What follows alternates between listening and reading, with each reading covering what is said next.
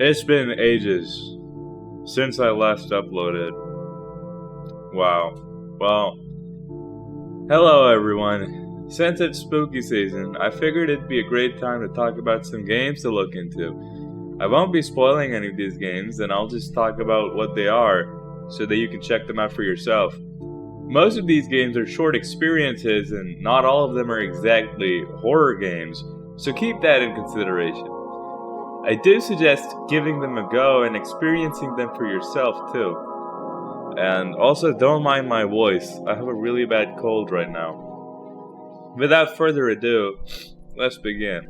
Starting off with a somewhat reputable game, No I Am Not Human puts us in an apocalyptic scenario, and as the days progress, we learn more about what's happening around us. We can't leave our home and instead have to let some people in. Though, as the name suggests, not everyone is human, so we have to be careful as to who we let in, and they can be a threat too. The atmosphere of the game is incredibly heavy, giving off some Russian Doomer vibes for a lack of better words, which I'm a huge fan of. There's tons of dialogues in this game, and as you progress through the days, new mechanics are introduced, mainly to put us in a difficult spot. The art style has this uncanny valley quality to it, and everything just feels off. I don't know what else to say without potentially spoiling the game for you, so I suggest you play it for yourself.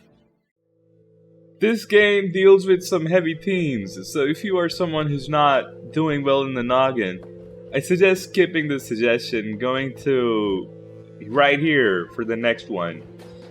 Even in Death begins after our protagonist unalives herself. Yeah, absolutely bonkers. I was actually kind of shook after seeing that. The game plays as a side-scroller with some stealth mechanics, which are pretty simple. The game doesn't hold your hand at all and encourages players to learn through trial and error. You can learn about the monsters in the game through text logs that are found in the game world. As you carry on, you'll find notes that expand on the game lore as well. A lot of the dialogues in this game have voice acting, and they're surprisingly well done. They're not the best, but honestly, I was pretty immersed.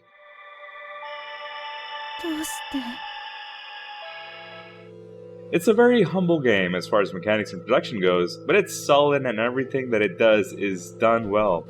The soundtrack is really nice and builds up on the atmosphere that the game has. The game's very morbid, and if this is up your alley, go and give it a shot. Lead in Sky. Lead in Sky takes a lot of inspiration from games like Stalker and Metro, so if you're a fan of those games, you'll adore this one. This one is more side-scroller action, but it has its moments where it really has this incredible atmosphere that just really puts you on the edge.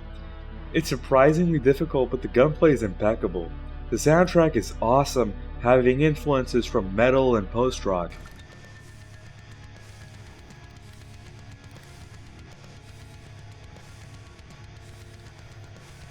I've been following this game's development for a few years now, and though it's not still finished, you can download the demo that's been out for a while, and it got updated with new content a while back, like pretty recently, as of making this video. Lead in Sky is honestly a super sick game, and if you're a fan of Stalker, you'll love Lead in Sky. Children of Clay. This one's a freebie, so you can actually get it for free without breaking a buck. Children of Clay has you play as an archaeologist who's observing a clay artifact that he found from the Ural Mountains. It's a fairly short experience. I'm not kidding you when I say this. I was most definitely spooked and my timbers were shivered. The soundtrack is very looming. The visuals have the stop motion quality that adds to the uncanny valley thing, and the gameplay has a lot of reading between the lines in it. It'll have you use that brain of yours, and as short as the experience is, it's amazing, and a must try. I mean, it's free. What are you gonna lose? Time? We play as a witch hunter in Old Scotland, particularly during the witch trials. We have 5 days to choose who is the witch, In this small village, the visuals are a beautiful stop motion and pixel art mix. The soundtrack is heavy and enthralling. The characters are well written. You can talk to the folks at the village and you can even torture them to get a confession out. You have to decide and hopefully sniff out the real witch from everyone, so you can't just jump the gun. Eclipsium. Eclipsium is just beautiful. It's a walking simulator with some puzzles to solve in order to progress, and it's a whole trip. The weird mix of pixel art and real hands and whatever makes for such a treat for the eyes, and I don't know what the art style is called exactly. It's the very collage looking, but it's just beautiful as you can see. And I can't really put it in words. Overall, the game has a very Lovecraftian feel, and some parts just have you in awe. Every single action you take feels intentional, and everything has weight in it. I only have praise for this game, and sadly, very few words, because this is something that you should really experience. So this one is a big yes as far as recommending a game goes. Repose is a pixelated dungeon crawler set in this weird digital landscape. The gameplay loop is basically like this. Get in the level, have limited steps, and have to finish each floor as if it were a puzzle. The combat is kind of real time in the sense that you have to attack the monsters before they get to you. Every monster is dealt in a different way, and the game doesn't hold your hand one bit. You have to figure out how to solve each floor with the limited resources you have. The game's a fairly short experience, but the trial and error bit is gonna have you take some time maybe, because it did take me some time. But I do suggest giving this one a shot. As a fan of shitty B-movie slashers and splatters from the 80s, couldn't resist, and I just had to check out Dead Trash. The game's a first-person shooter with a beautiful synth soundtrack. The visuals are super grimy, and funnily enough, gameplay feel is actually great. I don't have much to talk about Dead Trash, but if you like those shitty horror flicks like the Nail Gun Massacre or whatever, check this one out.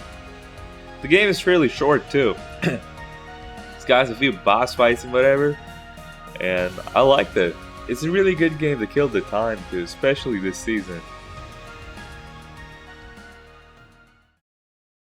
Speaking of grungy, Pigface is the closest we're at with the new Condemned game. There are clear nods to Manhunt too, and I'm a huge fan for that. Pigface is an FPS where you're a contract killer, and you gotta go around and do these jobs. You aren't quite the most willing person for the job, but certain circumstances force you into it all. The gunplay is really fast paced, and you die just as quick as the people you kill. You can go in guns blazing, or you can be stealthy. Though, the stealth was pretty hard for me, so I went in with whatever I got my hands on. You get paid, you buy new stuff, you go out and kill. The game has this little thing where you're in active combat. The music kicks in, but when you're out of combat, the music stops. I like that. Kinda gives the fights an edge. Of course, the game has a little story going for it too, but I won't be spoiling any of that. Keep in mind, as of making this video, the game is in early access. Not like it's a bad thing or whatever, but I thought I'd mention it here. Silent Hill F. This was expected. I mean, it's a Silent Hill game that came out this year. How could I not? I do have to say this though. This game is a little different from what you're traditionally used to as far as Silent Hill games go. It's a little heavy on the combat, and that may be something that players may not like, but as a spin-off, it's a fantastic game. It's got tons of replay value, and you'll have to end it more than once to get the real ending. There are some little nods to the original Silent Hill niches, and I found them incredibly charming. If you can, please do give it a shot and experience the game for yourself.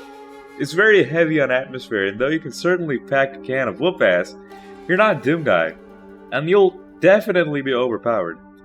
At the end of the day, it's a horror game, and you don't have to kill everything you see. Thank you so much for watching this video. If you got any more games to recommend to me, do let me know in the comments below. That gives me a reason to check them out and make videos on them. If you want me to review any of these games, do let me know as well. And as I was gone, I've been working on lots of music, and here's some showcasing right here of the latest stuff that I dropped.